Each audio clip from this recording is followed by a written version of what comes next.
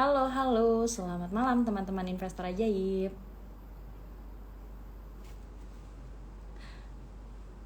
Halo, halo, selamat malam teman-teman investor ajaib. Sebentar ya, saya izin untuk pin judul live IG hari ini dulu, malam hari ini. Silly.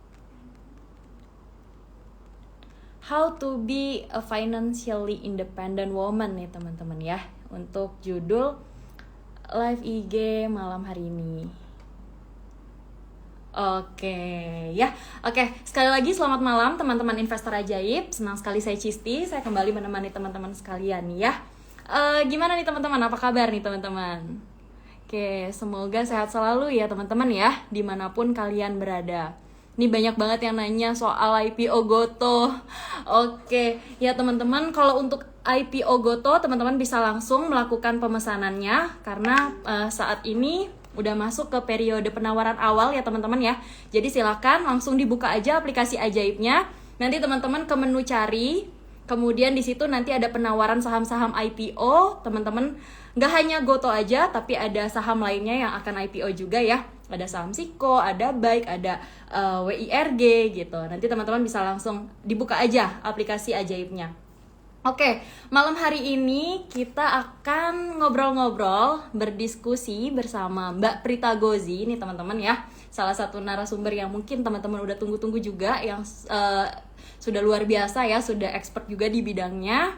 Dan kita akan membahas mengenai how to be a financially independent woman nih teman-teman. Ya, jadi memang menjadi mandiri itu terutama dalam hal keuangan sebenarnya nggak hanya kewajiban yang dipikul oleh kaum pria aja ya teman-teman ya. Kita itu sebaiknya itu tanpa pandang gender, tanpa pandang jenis kelamin gitu ya. Kita juga sebaiknya sudah bisa yang namanya mandiri secara finansial nih teman-teman nih. Dan tanpa disadari karena kondisi finansial seseorang itu sebenarnya bisa mempengaruhi aspek-aspek kehidupan yang lain ya teman-teman ya. So that's why kita kaum perempuan, kita kaum wanita juga harus bisa nih, sebaiknya harus bisa untuk menjadi perempuan yang mandiri secara finansial. Nah, hari ini saya akan ditemani oleh Mbak Prita. Oke, coba kita invite dulu Mbak Pritanya. Oke, Mbak Prita.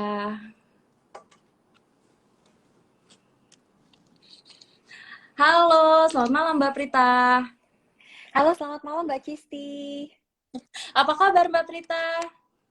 Alhamdulillah aku baik. Mudah-mudahan kamu juga baik dan sehat ya. Sehat-sehat Mbak Prita, Alhamdulillah.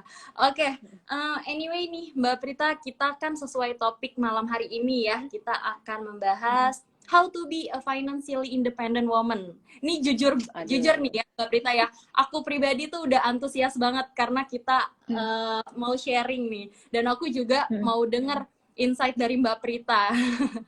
Oke, mungkin pertama-tama ya Mbak Prita ya, definisi independent woman menurut Mbak Prita sendiri itu, dan juga kenapa sih kita sebagai kaum perempuan, kaum wanita itu harus mandiri secara finansial dan bahkan harus melek investasi gitu Mbak Prita.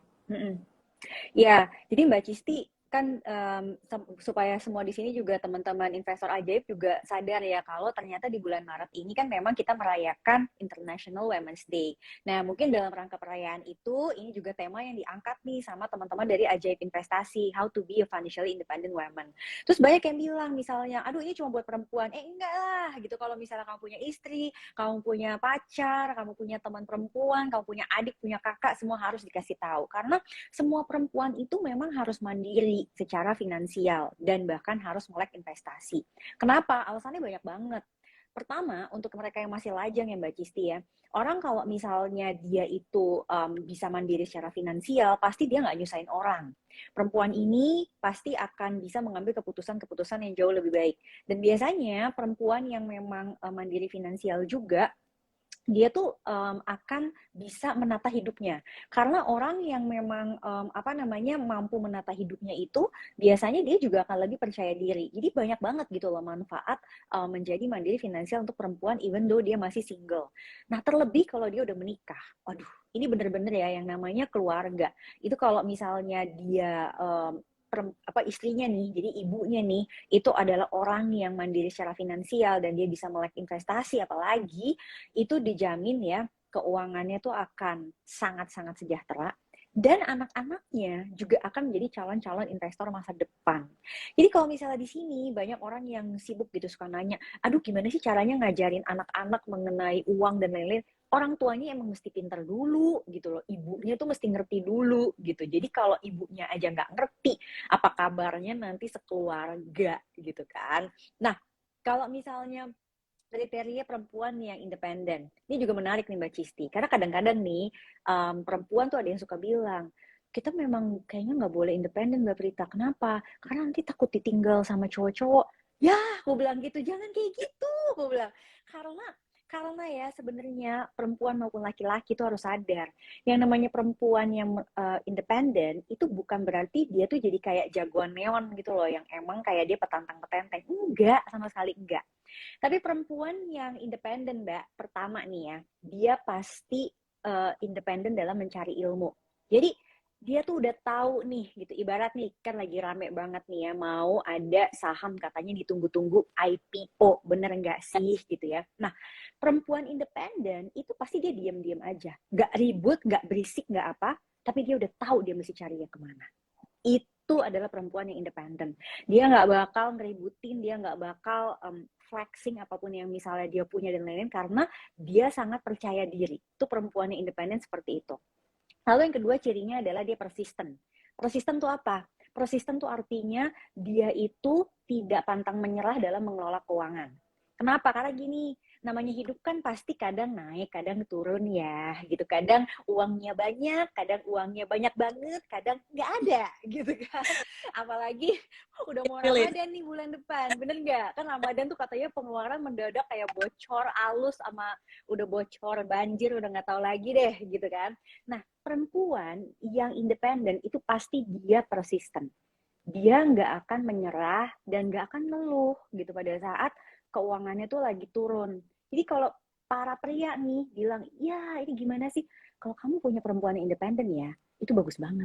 Kenapa? Karena kalau lagi keuangan rumah tangganya lagi berantakan, ini istrinya ini nih nggak bakal kayak nuntut doang gitu. Tapi yang ada, dia pasti akan berusaha mencari cara untuk gimana membuat keuangannya jadi lebih baik. Lalu dia biasanya resilient dan strong. Resilient tuh apa tuh? Jadi teruji.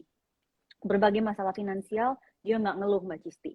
Pokoknya dia nggak protes nih. Dan dia itu yang terakhir adalah calm. Jadi ya, ibaratnya nih saham naik turun, terus misalnya kayak sekarang kan saham-saham perbankan lagi pada naik banget gitu ya. Dia tenang gitu, dia tenang dalam mengambil keputusan. Dia nggak akan kayak, aduh gimana nih, dan sebagainya gitu kan ya. Jadi itu ciri-ciri perempuan yang secara financial itu dia adalah independen. Jadi ada 5, independen, persistent, ada 4, independent, persistent, resilient and strong, dan calm. Itulah yang kita juga sempat bahas di Instagramnya Prita yang bareng sama Ajaib juga. Gitu Mbak Cisti. Oke, oke. Nah, kalau misalnya kriteria dari financially independent woman sesungguhnya menurut Mbak Prita itu aja sih Mbak Prita? Nah itu, yang dia harus independen, dia harus Mm-mm. persisten, dia harus resilient and strong, dan dia harus calm. Jadi itu satu paket gitu loh. Karena kalau orang ilmunya cukup, dia pasti tenang. Orang yang nggak punya ilmu cukup, itu makanya panik. Makanya kenapa sih suka kadang-kadang ada panik, impulsif, dan lain-lain? Karena mungkin masih harus banyak belajar lagi ilmunya. Makanya dia panik, karena dia nggak tahu what's going on. Dia nggak ngerti ini kenapa sih pasar naik turun kayak begini. Kenapa sih misalnya waktu kemarin, waktu pertama kali kasusnya Rusia invasi Ukraine, itu kan kayak wah heboh banget gitu ya. Tapi kalau dia tenang, itu karena dia pasti punya ilmu. Dia tahu apa yang harus dilakukan, kira-kira dampaknya gimana ke portfolio yang dia punya, ke keuangan yang dia punya, sehingga dia akan mengambil keputusan-keputusan dengan amat sangat tenang. Oke. Nah, kira-kira gimana ya Mbak Prita langkah-langkah supaya kita nih bisa menjadi wanita yang mandiri secara finansial? Nah, pastinya yang pertama ya, kalau memang kita dikasih kesempatan bekerja, ya kita ambil. Aku tuh sangat encourage deh semua perempuan tuh untuk produktif. Gini, aku sih nggak ada masalah ya dengan pilihan misalnya kalau orang sudah menikah, kemudian dia mau jadi stay at home mom, itu very very noble. Noble tuh jadi sangat-sangat apa ya istilahnya tuh kayak wah itu bagus banget gitu ya.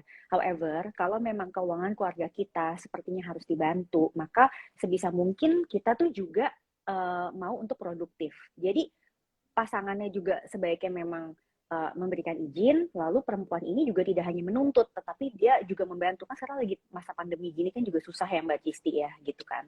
Terus Setuju, setuju. apa namanya untuk yang baru lulus misalnya perempuan-perempuan fresh graduate gitu. Kalau aku selalu sarannya adalah jangan kebanyakan baper deh. Jadi ibaratnya tuh kayak nyari kerjaan maunya yang passion aku. Aduh, udahlah nanti along the way you find your passion gitu loh istilahnya.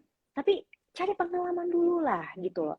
Udah sekolah lama-lama, susah-susah, you build relations gitu loh, build network. Jadi perempuan yang mandiri finansial tuh harus mau untuk keluar dari comfort zone dia. Lalu yang kedua dia harus menghindari utang konsumtif. Karena kalau utang yang dia pakai itu bener-bener hanya ibaratnya gini lemah banget ya, cuman perkara kerudung aja diutangin, perkara baju aja diutangin, masya Allah aku bilang gitu, ini apa gitu ya, belum juga beli rumah beli mobil dia udah ngutang gitu kan. Jadi artinya apa namanya perempuan ini harus mampu memilah mana yang utang konsumtif dan mana yang memang nantinya bisa produktif. Bisa produktif artinya apa? Jadi nggak apa-apa berutang, tetapi nantinya jadi aset, atau nggak apa-apa berutang kalau nantinya malah asetnya malah jadi lebih berlipat ganda gitu loh. Dan memang ini yang beneran ya, yang legal ya. Kita nggak ngomongin yang ilegal loh ya, nggak boleh kayak begitu ya. Pokoknya jangan ikutin deh yang ilegal. Yang ketiga, Mbak Cisti, harus memiliki simpanan darurat. Jadi, ini aku bocorin ya. Perempuan harus punya dana darurat, harus punya Mbak Cisti. Meskipun keluarga udah ada, tapi perempuan juga harus Iya. nyimpan dana darurat sendiri. Percayalah sama Mbak Prita, nanti di mana momen-momen tiba-tiba kita benar-benar butuh cash, kita tuh tidak menjadikan teman kita pay later. Kemarin aku rame banget tau nggak? Jadi pas aku bikin apa satu quote ya, aku bilang gini loh ya. Jadi orang tua kita tuh bukan dana darurat kita, anak kita tuh bukan dana pensiun kita, teman kita tuh bukan pay later kita. Nah, itu hanya bisa Betul. terjadi kalau kita punya dana darurat, Mbak. Gitu. Setuju banget, setuju banget. Mbak Prita. Iya kan? Iya Iya. kan? Dan gimana caranya supaya tidak menjadikan anak kita dana pensiun kita kelak? Ya, kita mesti nabung lah, kita mesti investasi. Jadi itulah cara-cara menjadi wanita yang mandiri secara finansial. Oke. Nah, Mbak Prita ngomongin wanita nih. Biasanya kan Mm-mm. wanita terkenal sebagai makhluk yang sangat konsumtif gitu ya. Ini gimana nih Mbak Prita untuk Mm-mm. menghindari perilaku konsumtif? Mm-mm. Oke, ini yang menarik dari statementnya Mbak Cisti, di mana stigmanya perempuan itu dibilang adalah makhluk yang konsumtif. Faktanya tidak, tahu nggak sih? Faktanya ternyata perempuan dan laki-laki secara research itu sama aja perilakunya. Lalu yang membedakan dia menjadi konsumtif itu apa? Ternyata karena dia punya nih ya, ketidakstabilan mental dalam dirinya, di mana dia menjadi orang yang sangat impulsif. Nah ini Oke. contohnya apa? Contoh ya. Contohnya misalnya, kan perempuan nih lagi rame banget kan ngomongin, aduh apa namanya, um, ini lagi weekend nih gitu kan, terus aku baru gajian, terus udah gitu aku butuh healing katanya gitu kan. Oke, ini perempuan ini nggak bisa bedain antara self care, self reward, dan self healing. Ayo. Makanya dia jadi impulsif. Oke, okay? Hmm. Apa tuh Hmm. bedanya? Self care itu basically adalah hal wajib yang perempuan harus lakukan. For example, ya emang perempuan punya muka ya dirawat, jangan diedit. Artinya memang keuangannya harus dia atur supaya setiap bulan dia bisa beli skincare yang memang cukup buat dirinya dia. Dia bisa membeli asupan-asupan kesehatan karena kan kita lagi pandemi nih ya. Jadi memang pengelolaan keuangan harus diatur supaya bisa mendapatkan itu. Tidur cukup, it's part of self care ya. Kamu mau pakai skincare sebagus apapun kalau tidurnya cuma 3 jam tiap hari pasti mata panda, nggak mungkin enggak gitu loh. Jadi itu adalah part of self care. Self reward meaning that you create something and then you get rewarded. Jadi kamu misalnya udah kerja nih gitu kan ya, terus and then you achieve something and then kamu mau splurging gitu karena kita mau reward, itu nggak apa-apa banget. That's why kita create yang namanya investment account. So kita memang harus invest to buy something.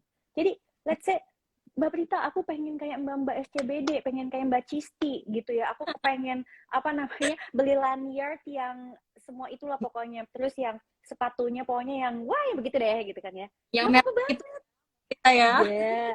Gak apa-apa Harga banget, tapi gitu ya. you need to create your shopping account, dan itu boleh banget. Aku selalu nganjurin udah perempuan taruh deh tuh di reksadana pasar uang, kumpulin itu uang, and then kamu silakan belanja pada saat uangnya kekumpul.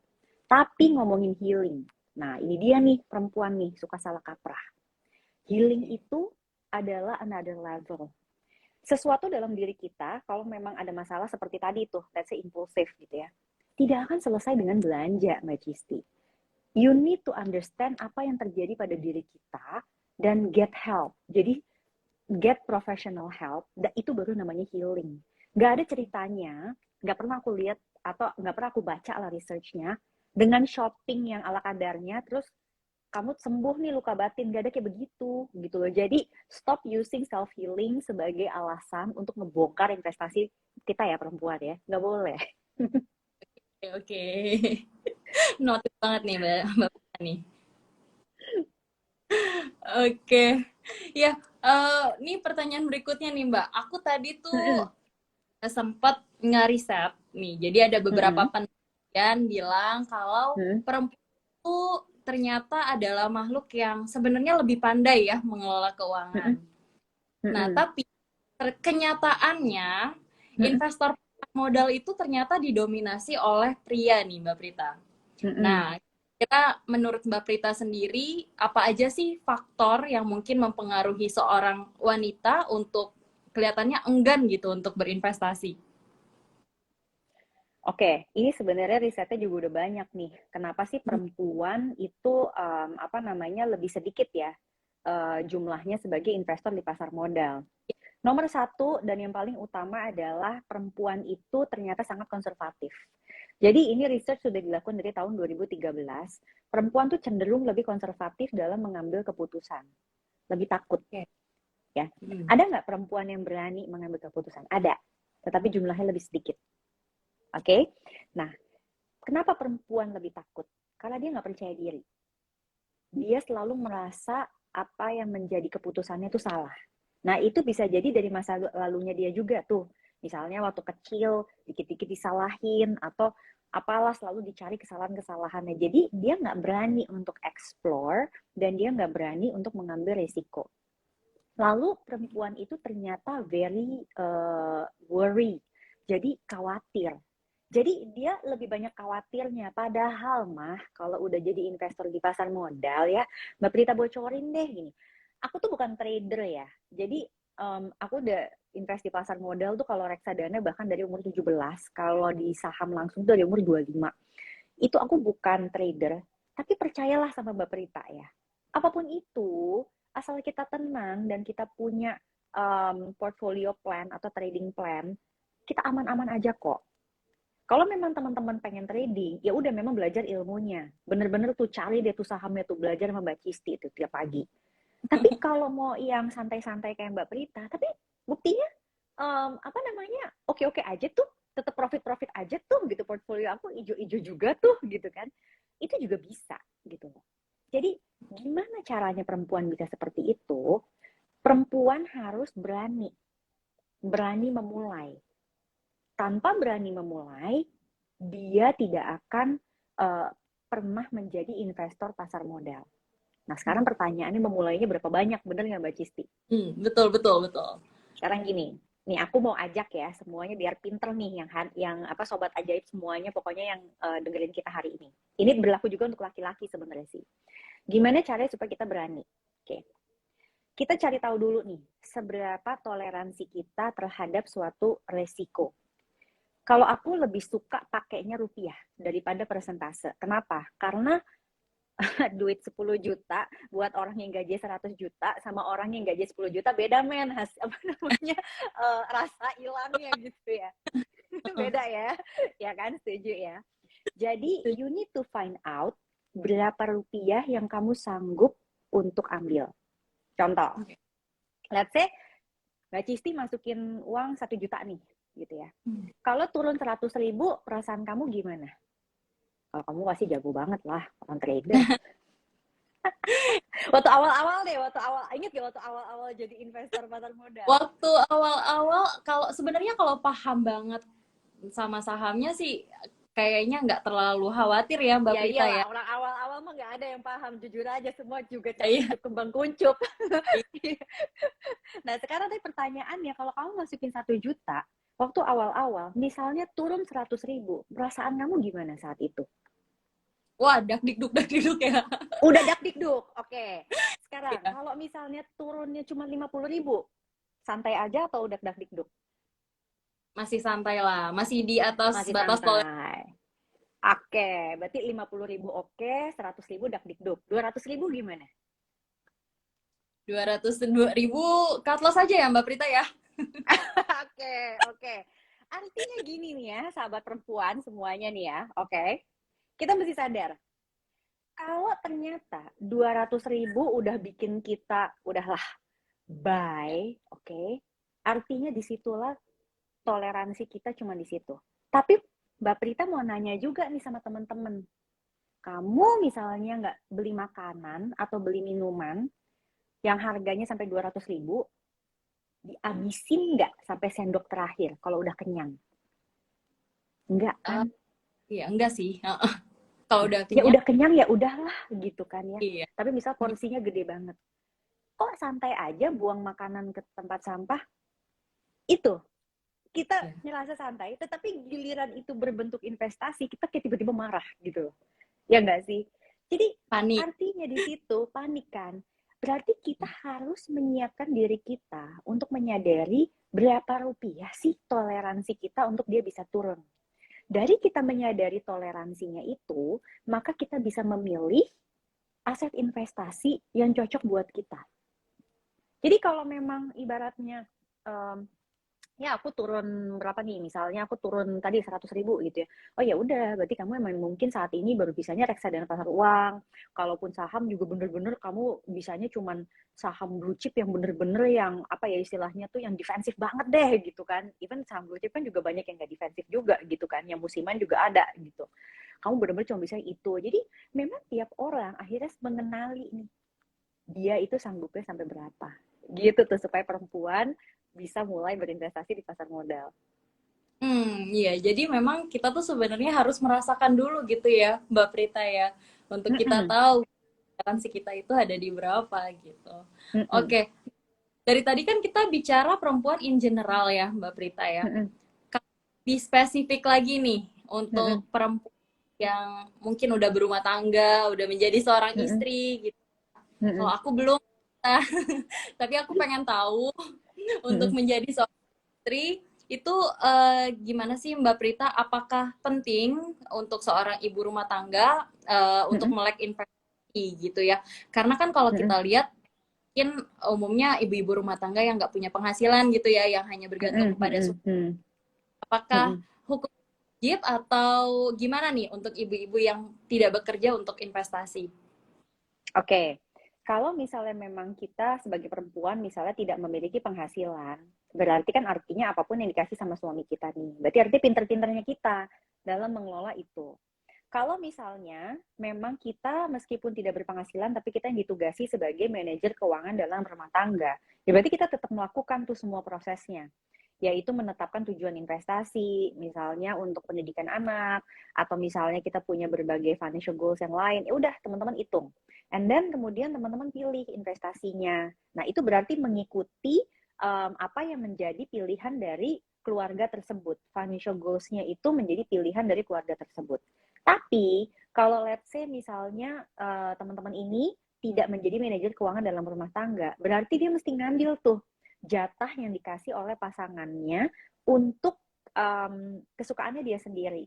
Jadi mungkin dia mesti bagi karena perempuan tuh butuh dana pensiun. Perempuan tuh penting banget ya. Datanya itu menunjukkan bahwa ternyata perempuan tuh memiliki harapan hidup yang lebih panjang daripada pria. Jadi jangan sampai nanti dana pensiunnya dihabisin berdua, terus misalnya nih ya, suaminya tutup usia lebih dulu, lalu istrinya menjadi janda tanpa apa-apa gitu loh. Dan itu yang aku lagi mencoba untuk mindset perempuan tuh harus diubah nih gitu ya. Jadi kita sebisa mungkin tiap bulan perkara hanya 200.000, 300.000, ya sebisanya lah 500.000, you need to create your own dana pensiun perempuan. Itu penting banget Mbak Cisti. Jadi jangan berpikir bahwa oh kalau udah perempuan udah dah biarin aja. Aku karena suka ketemu nih ya, mungkin pilihannya dia begitu. Aku semuanya udah diurusin sama suami aku. Seneng banget gitu kan ya. Aku udah cuma tinggal santai-santai aja terima beres. Please don't. Meskipun suaminya memang beres semuanya ini itu, tetapi tetap perempuan juga harus paham apa yang terjadi secara keuangan di keluarga tersebut, termasuk untuk persiapan dirinya. Oke. Wah, aku tersentuh nih Mbak Prita nih.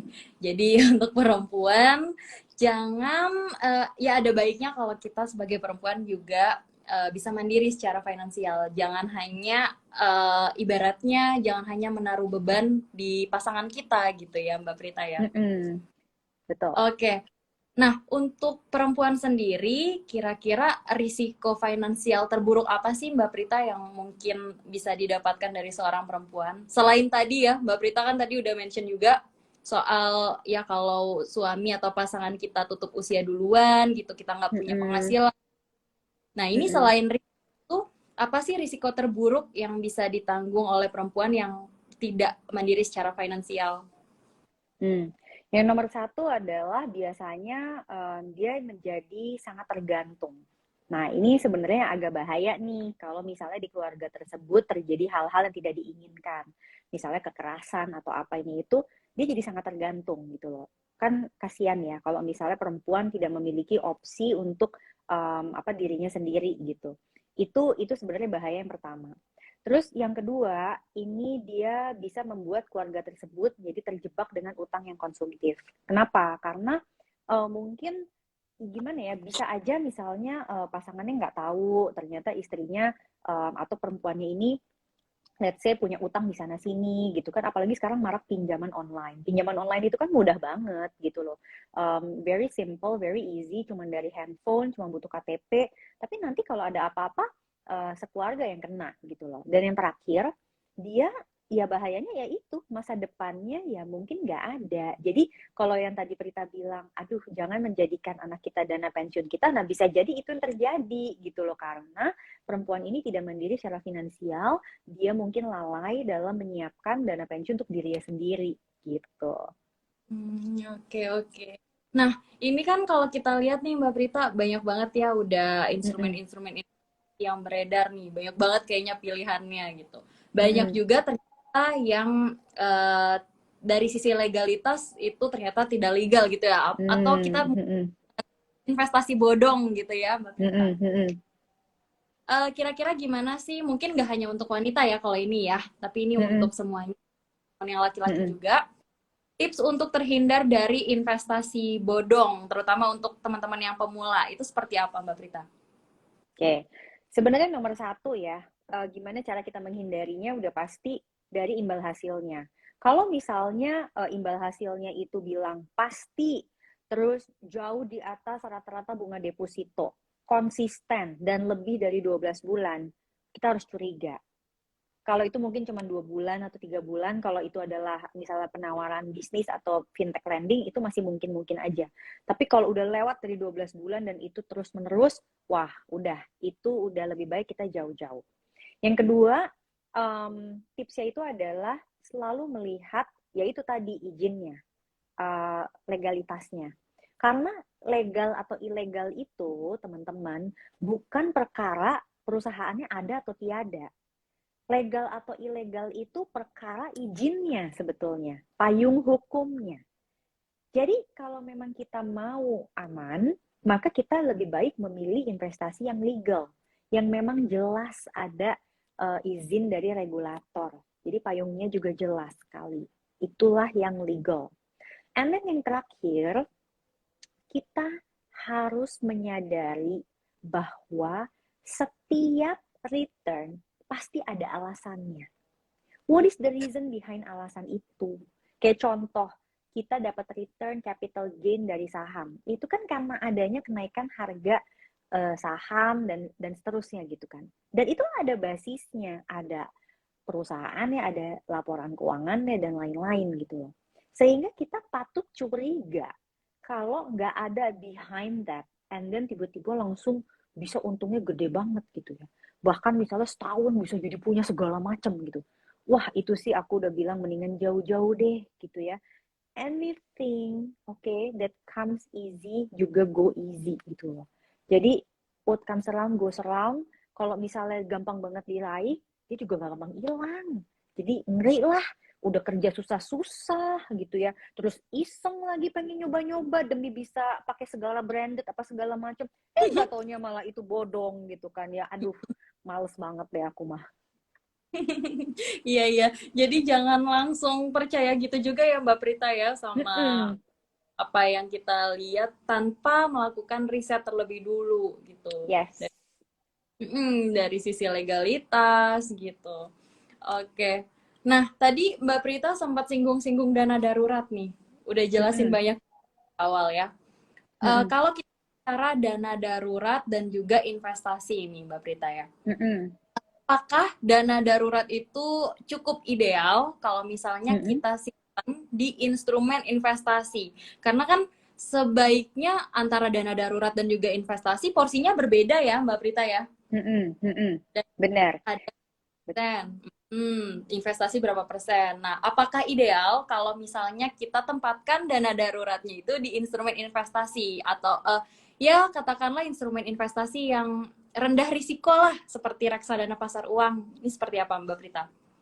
Oke, jadi dana darurat itu kan prinsipnya adalah dana yang memang kita kumpulin dan hanya akan kita gunakan pada saat kondisi-kondisi yang memang nggak kita duga lah sebelumnya. Nah, ini berbeda dengan tabungan. Jadi berbeda dengan apa yang udah kita siapin buat financial goals kita. So, this is the two different things gitu ya. Nah, sekarang pertanyaannya adalah, meskipun ini two different things, bisa nggak alatnya pakai alat yang sama? Kayak tadi kan Mbak Cisti bilang alatnya ini misalnya pakai reksadana pasar uang Mbak Prita. Bisa nggak? Oke, jawabannya adalah bisa. Tapi ada tapinya. Kan yang namanya reksadana pasar uang itu tetap untuk pencairannya itu butuh waktu. Let's say berapa hari lah gitu ya. Nggak nyampe seminggu sih. It's very easy kan zaman sekarang. Dan semuanya juga udah di platform base dan lain-lain. Udah nggak kayak zaman dulu lah yang apa-apa pakai surat dan lain-lain. Sekarang udah beda banget gitu. So artinya boleh aja teman-teman taruh dana darurat itu di reksadana pasar uang. Tetapi tetap pastikan teman-teman tuh punya at least 1 hingga 3 kali pengeluaran rutin bulanan di tabungan biasa. Kenapa? Karena kita benar-benar nggak tahu apa yang sedang terjadi gitu loh. Jadi kalau let's say tabungan biasa itu kan dia akan pakai jaringannya misalnya ATM, bisa transfer dan lain-lain dan mungkin kan itu butuh cepat gitu loh ya. Jadi itu boleh dibagi. Tetap ada yang di tabungan, tetapi sisa yang lainnya misalnya teman-teman mau taruh di reksadana pasar uang itu boleh banget gitu. Aku cerita dikit ya Mbak Cisti ya, masih ada waktu kan untuk aku cerita dikit. Boleh. Jadi kan waktu kita live bulan lalu itu kan sebenarnya aku lagi di Singapura gitu loh. Jadi aku lagi di Singapura karena aku nemenin suami aku lagi treatment. Kan suami aku tuh atlet ala-ala ya. Jadi suka maraton dan lain-lain jatuhnya cedera gitu loh. Nah terus cedera pokoknya long story short harus dioperasi dan the best option itu adalah ke Singapura. So waktu awal Januari kemarin sampai dengan akhir Februari kita berangkat ke sana untuk surgery dan lain-lain. Nah, what happened adalah ternyata karena mungkin itu kan fasilitas kesehatannya kan di luar negeri ya, Mbak. Jadi rupanya there's something issue dengan medical insurance pada saat itu. Mungkin juga karena saat itu lagi pekan Chinese New Year. Jadi mungkin ada kantor yang tutup lah atau bagaimana ini itulah lagi pekan Chinese New Year. So, you know what? Aku mesti bayar settle tagihan rumah sakit itu yang jumlahnya itu udah kayak beli 2 HRV, tau nggak? Jadi, can you imagine ya, if we do not have dana darurat, gimana caranya? Dan kalau itu misalnya bentuknya adalah investasi, itu kan nggak bisa cair cepat. Jadi, tetap harus ada dalam bentuk tabungan. Baru kemudian jadi si yang dari reksadana pasar uangnya itu tinggal dialihin lagi ke situ. Jadi yang butuh waktu dia nanti tinggal ngisi. Jadi dia akan berbarengan. So hand in hand istilahnya berbarengan. So kalau ditanya bisa nggak Mbak Prita? Aku tuh kalau taruh di tabungan tuh gatel banget tangannya misalnya. Bisa. Jadi kamu bikin sebagian ada yang di tabungan, sebagian lagi adanya di reksadana pasar uang. Tetapi pastikan kamu udah menghitung kira-kira potensi yang harus kamu pakai itu berapa banyak, dan itu yang harus kamu taruh di tabungan. Sisanya kalian mau taruh di reksadana pasar uang, boleh banget. Oke, itu ya teman-teman jawabannya ya. Jadi tetap kita harus punya pegangan yang memang mudah dicairkan gitu ya, yang likuiditasnya cepat lah gitu teman-teman. Karena walaupun reksadana pasar uang itu sangat rendah risikonya, tapi reksadana pasar uang ada mekanisme perdagangannya juga, ada tanggal settlementnya juga.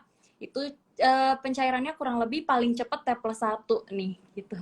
Jadi harus memperhatikan dari hal settlement waktu tersebut gitu ya Mbak Prita ya. Bener, jadi yang penting diatur aja komposisinya gitu. Oke, nah ini kayaknya udah banyak yang nanya nih Mbak Prita. Aku bacain pertanyaan ya. Boleh. Oke, ini dari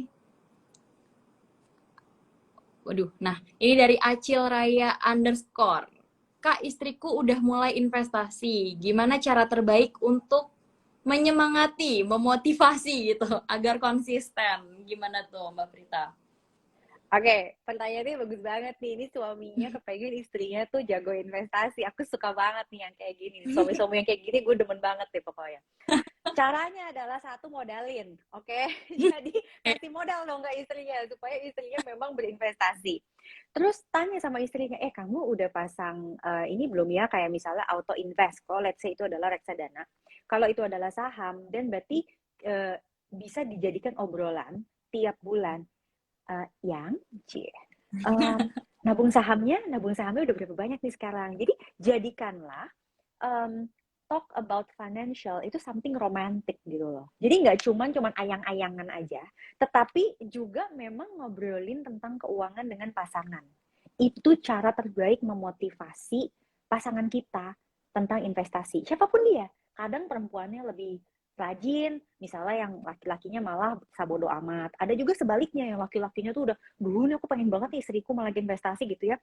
Tapi istrinya masih takut-takut. Nah, itu caranya seperti itu. Dijadikanlah financial talks itu sebagai hal yang rutin, disemangati, dan apapun yang terjadi jangan sampai bilang tuh kan. Nah, itu hindari tuh kata-kata kayak gitu.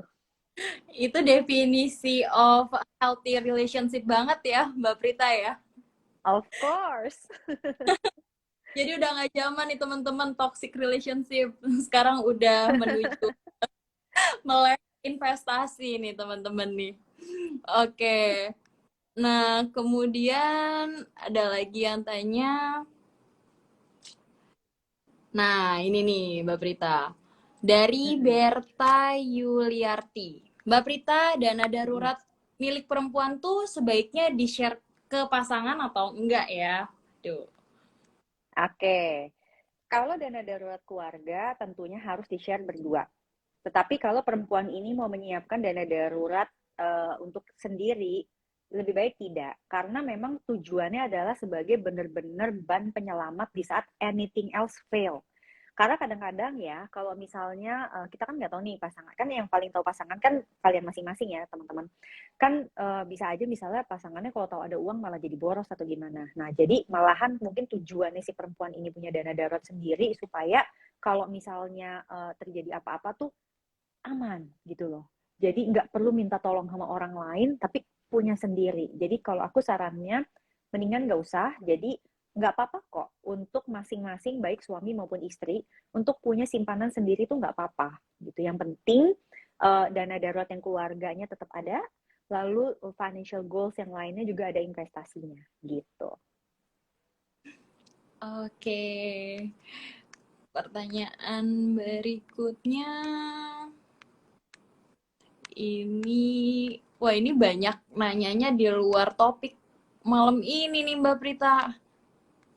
Oke, itu nanyanya IPO terus ya. Iya, lagi pada kepo nih kayaknya nih teman-teman sama IPO-nya.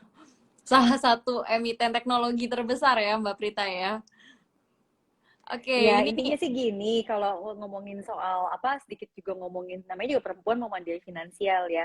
Tapi hmm, tidak dengan, eh, apa ya istilahnya, return sesaat. Karena aku khawatir banyak yang ngejar itu hanya demi return sesaat. Jadi cuma ngarepin ambil terus naik, jual gitu. Habis itu nanti duitnya dipakai foya-foya. Ya nggak jadi independen juga dong gitu. Jadi boleh aja kalau emang mau mengambil potential gain di situ. Tapi ingat, gain dari situ nanti harus jelas nih mau rencananya dipakai buat apa gitu. oke, nih Mbak Prita ada pertanyaan berikutnya dari Widya Kusuma. Mbak Mm-mm. Prita mau, selain wanita harus melek investasi, penting juga nggak sih untuk wanita punya asuransi penyakit kritis? Wow, detail banget. Untuk Iya. proteksi.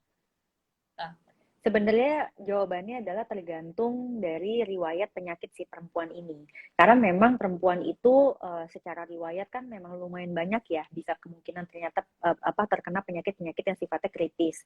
Tapi asuransi penyakit kritis itu prioritasnya jujur aja adalah setelah asuransi kesehatan. Jadi kalau ditanya, kamu misalnya punya uang nih terbatas.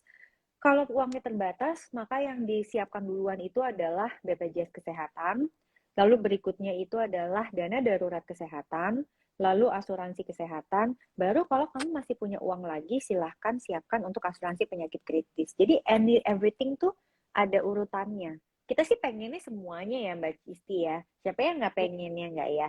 Aku juga betul. pengen gitu loh punya rumah yang harganya berapa gitu kan ya, berapa biji gitu. Tapi ya kalau memang saat ini kemampuan finansial kita di mana, ya nggak apa-apa. Kita paham prioritasnya. Ulang lagi ya, prioritasnya adalah BPJS Kesehatan, lalu apa namanya dana darurat kesehatan, asuransi kesehatan, baru asuransi penyakit kritis. Oke oke. Jadi skala skala prioritasnya aja ya Mbak Prita ya yang harus Mm-mm. Oke. Ini ada pertanyaan dari Madia Sariwidi. Berapa Mm-mm. persen kita dari penghasilan kita yang harus kita persiapkan untuk dana pendidikan anak? Jumlah anaknya ada dua. Oke, oke. Jadi pertama kalau ngomongin persentase, kalau ngomongin persentase yang bisa kita alokasikan dari penghasilan bulanan kita, itu sebetulnya sekitar 10%. Nah, tapi 10% ini kita bagi untuk dua anak. Itu dia tuh. Jadi, berapa banyak anak yang kita punya, ya udah kita bagi tuh. Ya, Mbak, dikit banget 10%. Ya, memang begitu. Kalau mau lebih dari 10% boleh nggak? Ya boleh. Tapi artinya ada pos lain yang memang nanti akan kita korbankan. Nah, sekarang pertanyaannya, gimana sih sebenarnya cara menyiapkan si dana pendidikan untuk anak itu? Kan anaknya ada dua. Dia mesti hitung, anaknya ini masuk ke jenjang yang mana, butuh berapa tahun. Karena beda tahun itu, oke, beda tahun itu akan mempengaruhi aset investasi yang mungkin nanti dibutuhkan untuk si anak. Contoh, kalau anak yang pertama umurnya 5 tahun, lalu dia mau masuk SD pada saat usianya 7 tahun, berarti cuma 2 tahun. Kalau cuma 2 tahun, berarti ibunya hanya punya opsi itu reksadana pasar uang.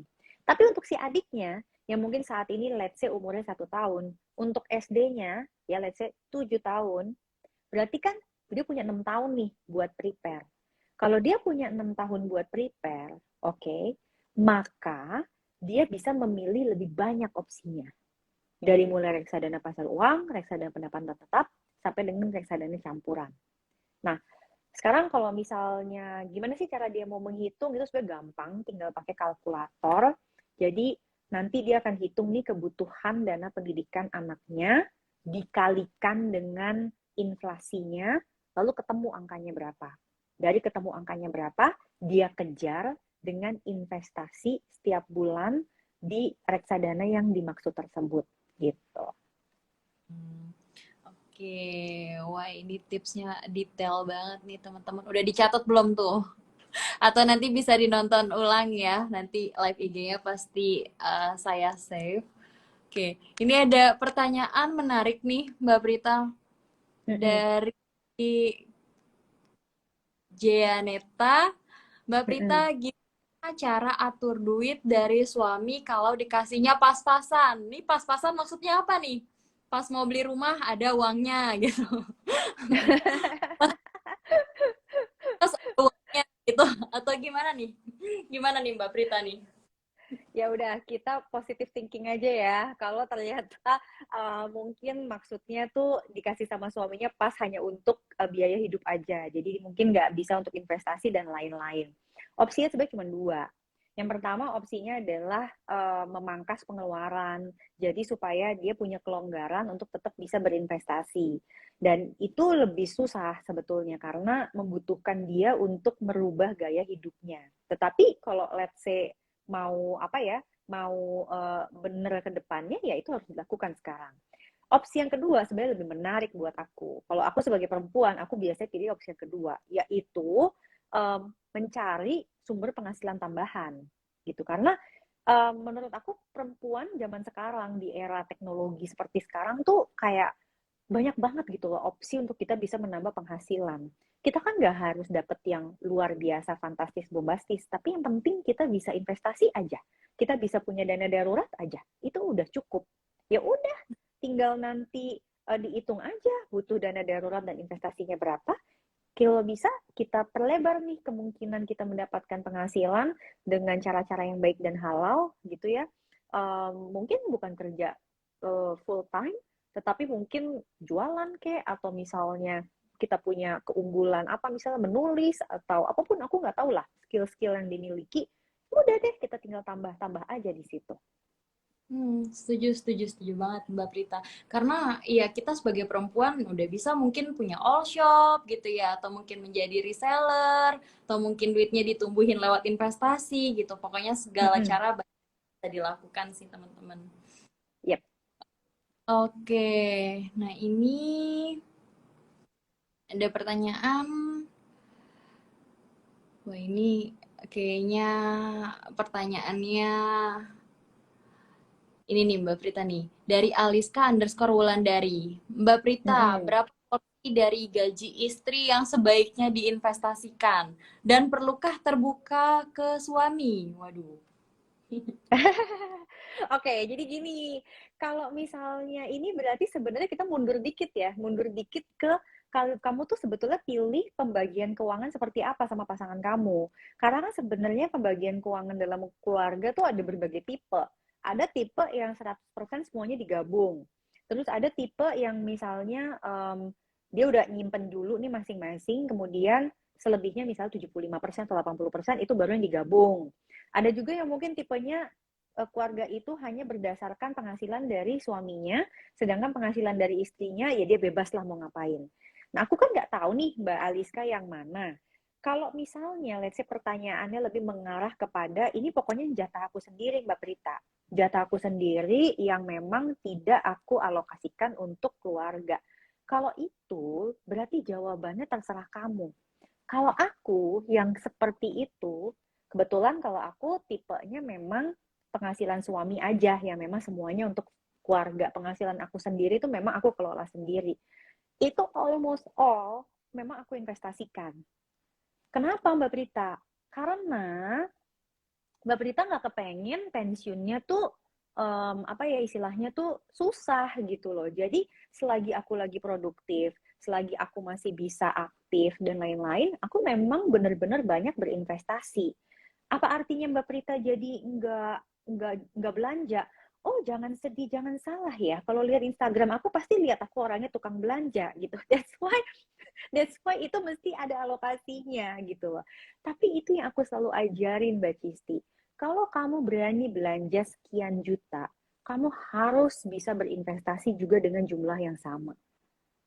Paham nggak maksudnya? Let's say kamu beli sepatu harganya 2 juta, kamu harus bisa masukin di saham juga 2 juta. Itu minimal seperti itu. Dan kalau misalnya kamu benar-benar kepingin whatever that you do, itu benar-benar bermanfaat banget, so please, selagi mungkin, investasikan aja. Nggak pernah ada salahnya. Tapi ingat jangan pelit ya. Jangan lupa zakat dulu gitu kan. Jangan lupa kalau misalnya harus sedekah ya sedekah gitu.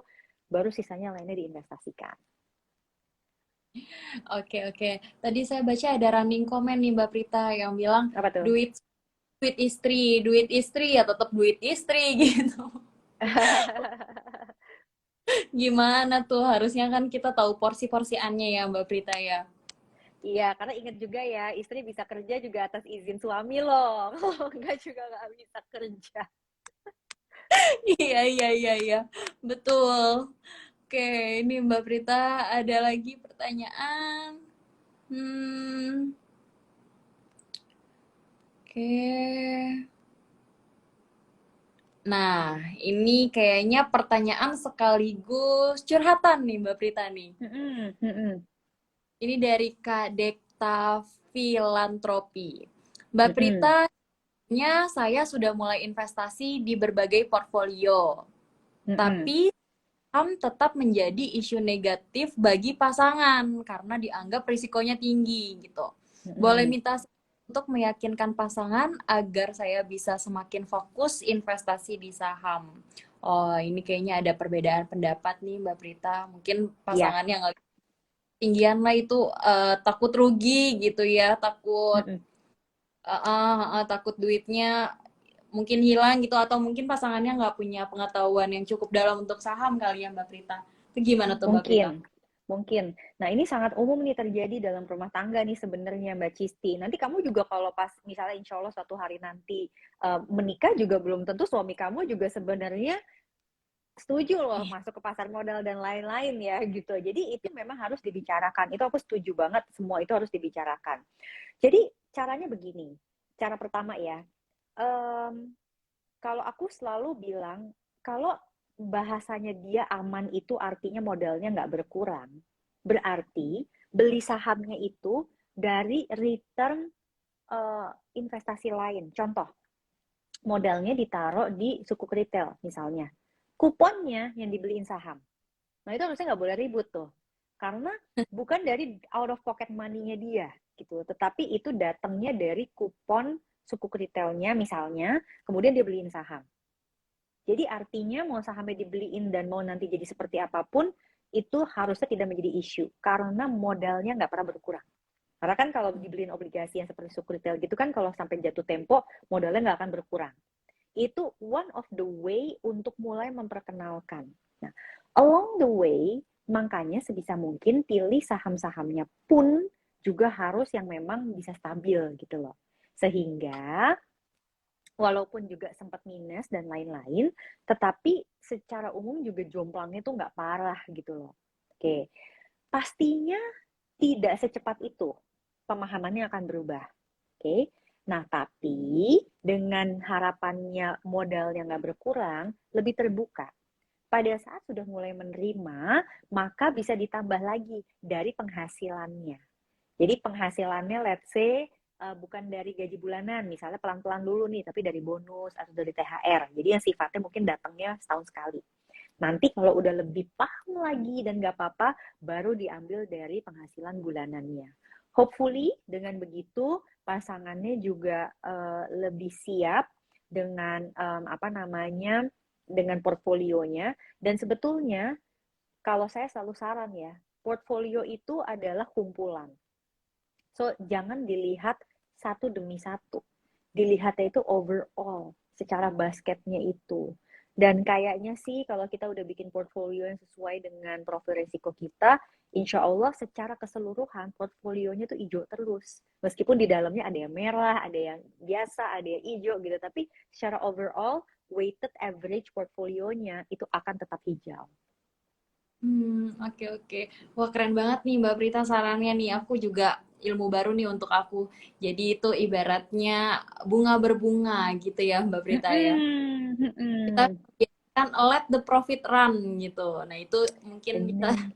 menjadi salah satu cara terbaik untuk meyakinkan pasangan yang belum terlalu percaya soal instrumen investasi high risk kayak saham ya Mbak Prita ya. Mm-mm, mm-mm. Oke. Nah, ini ada pertanyaan lagi. Nggak apa-apa ya Mbak Prita ya. Banyak banget soalnya Gak apa-apa. pertanyaan. Oke, ini pertanyaannya. Hmm,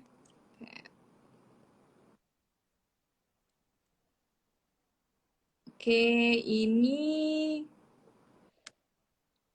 Nah, ini pertanyaannya dari Nelly Yuliana. Mbak Prita, Mm-mm. pilih tambahin investasi atau beli liability? Atau tidak sangat perlu tapi perlu? Waduh. Eh, Oke, oke. Aku coba menerjemahkan ya arti liability yang dia maksud di sini karena ini sering ada istilah-istilah di dunia TikTok dan di dunia YouTube bahwa bilang rumah itu adalah liability, mobil itu liability, itu bahasanya dibuat seperti itu. Sebenarnya kalau dari segi ilmu akuntansinya, it's never like that ya. Kita yang namanya beli properti, kita beli mobil, beli apa, itu tetap adalah aset. Tetapi ini adalah aset-aset yang memang membutuhkan maintenance. That's why kenapa di situ muncullah kewajiban setiap tahun untuk merawatnya. Tapi tetap ini bukan liability. Jadi mohon diluruskan dulu gitu. This is still an asset, tetapi asetnya ini memang istilahnya dia adalah revenue expenditure. Jadi dia di situ membutuhkan maintenance. Nah, sekarang saya pilih mana nih? Saya pilih investasi atau saya pilih beli aset yang memang sifatnya revenue expenditure seperti itu. Nah, kalau misalnya memang kita lihat pada kebutuhan kita, maka kita akan tahu jawabannya. Contohnya begini, saya belum punya rumah tinggal. Saya udah berkeluarga, oke, dan saya memang akan menetap di kota tersebut. Berarti artinya rumah tinggal itu menjadi sebuah kebutuhan untuk keluarga ini. Maka itu memang perlu juga tuh untuk disiapkan. Karena kalau tidak, berarti pilihannya apa? Misalnya kita kontrak. Salah nggak kontrak? Enggak. Tapi kamu mesti sadar, kamu mau kontrak sampai usia berapa. Sekarang di usia muda, produktif, is very easy ngontrak. Tapi kalau let's say udah usia 75, 80, are you sure you still wanna ngontrak gitu loh. Nanti kalau tiba-tiba disuruh keluar dari situ, mesti pindahan dan lain-lain, itu kan bukan something that is easy gitu ya. Jadi sesuaikan lagi dengan kebutuhannya. Gimana dengan investasi? Investasi itu tetap hal yang harus dilakukan. Jadi it is not an option. Kalau memang kebutuhan untuk ya tadi rumah atau mobilnya memang udah ada, di sini kan bilang tidak sangat perlu tapi perlu gitu ya. Ya then you have the answer sebetulnya gitu loh. Ini cuma minta legitimasi Mbak Prita aja, Mbak boleh beli apa enggak gitu loh. Perlu tapi nggak perlu. Jadi artinya kalau ada menyenangkan lah gitu. Kemungkinan ini biasanya mobil yang kayak gitu-gitulah. Kalau ada lebih menyenangkan. Ya it depends gitu loh. Kalau memang itu kamu benar-benar perlu, ya silahkan kamu beli gitu ya. Tapi saran aku, meskipun kamu beli itu, kamu tetap harus bisa berinvestasi. Kan tadi aku juga udah ajarin, even though kamu misalnya mau beli sepatu, pastikan kamu juga bisa berinvestasi dengan jumlah yang sama. Gitu loh kira-kira. Iya, iya, iya. Karena kalau kita membedah lagi, sebenarnya utang aja ada dua ya sifatnya ya Mbak Prita ya. Ada utang Mm-mm. produktif, ada Mm-mm. utang konsumtif nih teman-teman. Jadi kalau Yap. teman-teman membeli handphone dengan cara ngutang, tapi handphonenya dipakai untuk menghasilkan uang gitu ya, untuk Mm-mm. investasi, untuk all shop, ya itu jadinya utang yang produktif gitu. Mm-mm. Jadi di teman-teman. Oke, satu pertanyaan lagi ya Mbak Prita ya. Yuk. Oke, satu pertanyaan lagi. eh nah, ini nih Mbak Prita nih. Dari Kak Erika.Paramita. Mbak Prita, ada tips bagi perempuan dengan sandwich generation and berwirausaha? Waduh, ini udah pakai bahasa Jaksel nih, Mbak Prita nih. Sandwich generation.